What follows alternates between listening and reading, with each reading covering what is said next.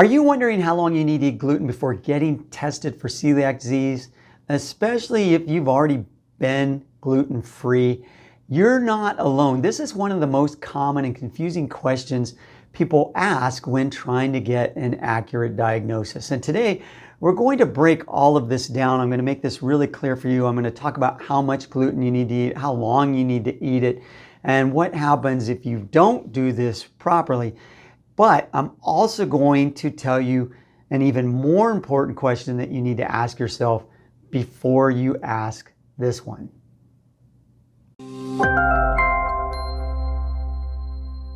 Hi, I'm Dr. Stephen Wangen, the founder and medical director of the IBS Treatment Center. I've been writing and talking about gluten intolerance for over 30 years, and I've been gluten-free myself for that long as well. The reason I like this topic and I want to talk to you about it is because underneath all of this, or this question, is something that's a lot more complicated than just a simple how much gluten should I eat type of question. So before we can answer that question, there's something much more important to discuss, and that's the answer to this question. Why are you already avoiding gluten? Because it implies that you've been avoiding gluten. Because if you know that gluten makes you sick, that changes how I'm going to answer your question about how long you should reintroduce gluten before you get tested. And I'm not in the habit of making people sick. I'm in the business of helping people feel great and avoiding other future health problems. And if I know that gluten makes you feel worse, then my question to you is, what are you going to do if the test results are negative? Are you going to eat gluten? Because I know that a lot of you are going to do that. And so people usually tell me that if the test is positive, then they're going to take their gluten-free diet more seriously. And that's great. And that would be valuable.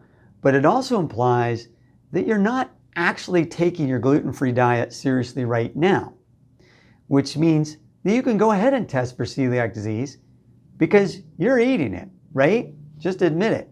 You're not really taking it seriously. So you won't have to really change anything probably, although we'll get to that and what it really takes to tell. Because you're telling me that you're still ingesting gluten on a regular basis. And so if there's damage, then it's going to show up. You're going to get positive test results. And if there isn't damage, then don't change anything because you're avoiding it enough to not get positive test results. Now, it also suggests that you've been told that celiac disease is worse than other forms of gluten intolerance. And I know that you've been told that because many doctors say that, and it's all over the internet. Lots of other people say that. So you probably believe that. But that doesn't mean that it's true. I am 100% confident that celiac disease is very often not any worse than other forms of gluten intolerance. And I can say that for two big reasons. One is that it's based on lots and lots of experience working with patients with all forms of gluten intolerance, celiac or otherwise. And I've had a lot of patients who've been in and out of the hospital with really bad symptoms, because you have to have really bad symptoms to end up in the hospital. And they had celiac testing there, good celiac testing and biopsies, and all of that was negative. And it still turned out that gluten was causing the symptoms that put them in the hospital. And when they cut gluten out, they got better. Also, get this. Studies are crystal clear that about half of all celiacs have no symptoms. So what does that mean? It doesn't mean that the studies were bad or that the testing was wrong. It means that symptoms vary a lot from one person to the next in celiac disease. Lots of celiacs are not sick. And the same goes for other forms of non-celiac gluten intolerance. You haven't heard this because it makes the story messy. It's harder to explain. It's far simpler and easier to just say that celiac disease is super bad, makes everybody super sick, and you should take it more seriously than other forms of gluten sensitivity, because that's complicated if you don't say it that way, right? It's easier to just sell it that way. Now, let's get back to your original question, why you're here. Why are you watching this? And it's about what to eat before testing for celiac disease, or really any type of gluten reaction. Now, if you already know that eating gluten makes you feel worse, then you know what I'm going to say. Trust that knowledge.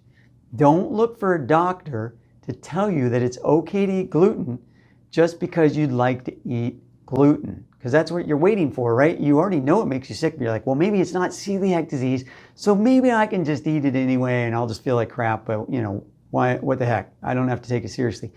Doctors are often wrong, especially about this. And besides, you know the answer. You know in your heart, you know deep down, you know that gluten makes you feel bad. So don't do it. Now, if you don't know whether or not you should be avoiding gluten, and because you've been doing it just because you think, well, it's healthy, I should do this, or somebody told you to do it, but it doesn't make any difference that you can tell, then you're going to need to eat gluten in order to have an accurate test, celiac or otherwise. Now, why do you need to do this? Now, we could talk about why eating gluten is necessary before testing, because now we're at that point. So these tests, celiac tests, whether it's a blood test or it's an intestinal biopsy, they only work if your immune system is actively reacting to gluten. Now, the same is true for gluten sensitivity tests. If you've been off gluten, then your immune response is going to diminish. It's going to come down, and your result, if over time, if you give enough time, your result's going to be negative. Everything's going to be fine. So if you've previously done a test like this, when you were not eating gluten for several months, it was a waste of time, the testing was, because it was already predictable that that result was going to be negative. So that's why doctors in the know about this recommend what we call a gluten challenge. So how long do you need to do this? You need to eat the gluten before the test, right? That's what we're here for. Well, for blood testing, most experts recommend that you eat at least 2 slices of wheat bread per day for 6 weeks. And for a biopsy, which is when you have that endoscopy done, a longer challenge is usually better. Usually you want at least 8 weeks and 4 slices of bread per day to get better results. So the more consistent your intake is of gluten, the more accurate the results are going to be. So some of you might say, well, that's a lot of gluten if you've been avoiding it. That's maybe true, but accurate testing depends on your body actively reacting to gluten during that time right before the testing. So, and like I said, if it makes you sick, then don't do it. I mean, what difference do the test results mean? Just avoid gluten. Are you really going to go ahead and eat gluten again if your test results come back negative? I know a lot of people do, and I don't encourage that. Take it seriously anyway. Don't eat it. You're going to be a much, much healthier person if you do that. So don't give up your power to the medical community that easily. You know what's going on. Now, what about genetic testing? Because some people will bring this up. Now, some doctors will tell you about genetic testing, and it's HLA DQ2, DQ8, and you'll get the idea that that can tell you if you have celiac disease. And unfortunately, genetic testing cannot tell you if you have celiac disease. It can only tell you if you have an increased risk for celiac disease. It has very little practical value when it comes to do you have celiac disease or do you not have celiac disease, and can't tell you what to do with your diet. So don't be fooled by genetic testing. It isn't nearly as impressive as it might sound. All right, so let's summarize all this and recap and try to simplify it. I would say for any kind of testing, eat at least 4 slices of bread per day, or eat pasta, as one of those meals, but eat wheat and gluten, at least 2 meals a day. Have a substantial amount for at least 8 weeks before your celiac test or your gluten test. And if you already know the gluten makes you sick, I wouldn't bother with testing. You could test. It might, if it gives you more incentive, if you do show up positive as celiac, but if it already makes you sick, keep avoiding gluten. You are going to benefit greatly. It's still triggering inflammation. I'm confident it's still a high risk factor for tons of other conditions because I see that all the time. I would highly recommend that you still avoid gluten. Now, if you are still eating gluten, then go ahead and test. Then your test results are going to be accurate. But know that celiac testing is not all the testing that's out there. It's not definitive when it comes to all forms of gluten intolerance and gluten sensitivity. So always try to work with a provider who can tell you how to test for all of it, celiac disease and other forms of gluten intolerance and gluten sensitivity, because not all providers are knowledgeable about all these subjects. This video was sponsored by the IBS Treatment Center. If you're still unsure if you should do a gluten challenge or you're worried about how to do it right, the IBS Treatment Center helps people just like you every day.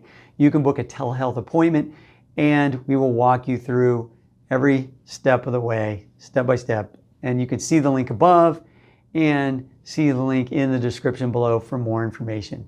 If you found this video helpful, please give it a thumbs up and subscribe to my channel for more unique insight into your health. And share this video with somebody who might be struggling with an undiagnosed gluten reaction.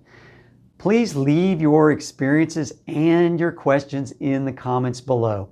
And remember, take good care of your body. It's the only place that you have to live. Thank you for watching. We create informative videos like this weekly. So if you enjoyed it, please help our channel by sharing a screenshot or the link to the video on Facebook or Instagram or your favorite social media. And be sure to tag me wherever you post and let me know what you liked about the video and what topics you'd like me to discuss in the future. If you visit our website at ibstreatmentcenter.com, we're currently offering a free ebook on how to beat IBS, so be sure to check that out. It's time to take control of your digestive problems and get your life back. I'd also appreciate it if you could subscribe to our channel here, like this video, and leave a comment or question below. I'll do my best to read and respond to all of them. Thank you, and until next time.